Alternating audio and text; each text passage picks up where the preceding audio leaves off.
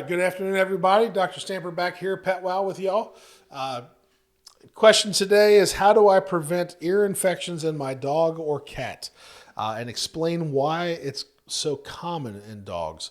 Why it's so common in some dogs to have ear infections, and other dogs, oftentimes in the same household, won't have ear infections. So I'll start with the first one. That's a tough question. Preventing ear infections is difficult. I mean, some dogs have like anatomical problems with their ears, and so those dogs, like, they need regular cleanings because they either have deformities in their ears, changes in the cartilage. Like some dogs, for instance, Shar-Peis, they have really narrow ear canals naturally, so they get a lot of wax and debris in there, and that creates a nice, warm, moist environment for organisms to overgrow. So just routine cleaning, maintenance is a really good thing to do. Using Q-tips, using swabs. We have, most pet stores carry ear washes that are cleaning agents that you can use, that are non-burning alcohols that can really help keep that maintenance on your ear.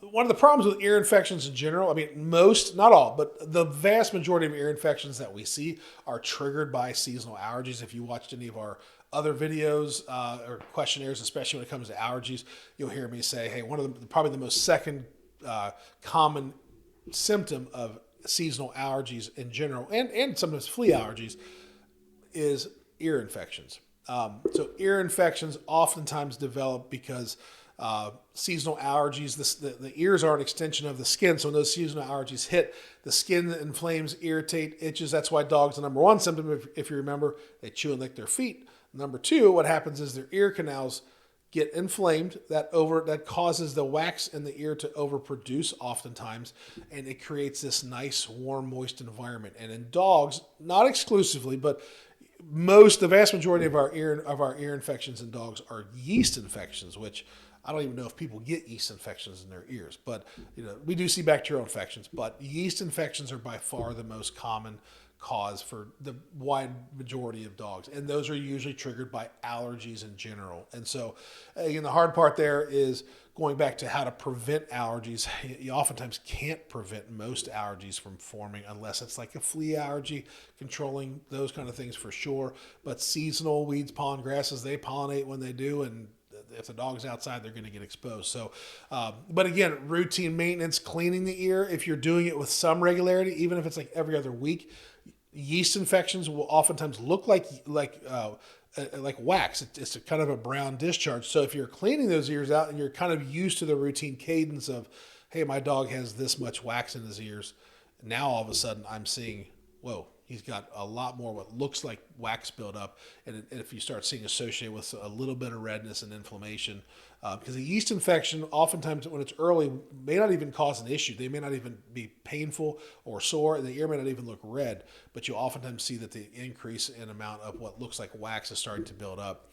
A lot of those cases you can either call us up, get them on a little allergy medicine, which will oftentimes settle things down. But routine cleaning can be such a huge help. Most dogs enjoy it.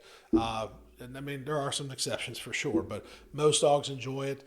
Of course, there are, we have breed specific dogs that have some just real problems. Cocker Spaniels, your Spaniel breeds tend to have a lot of major ear issues. Pugs, Shar-Peis, tend to have really narrow ear canals.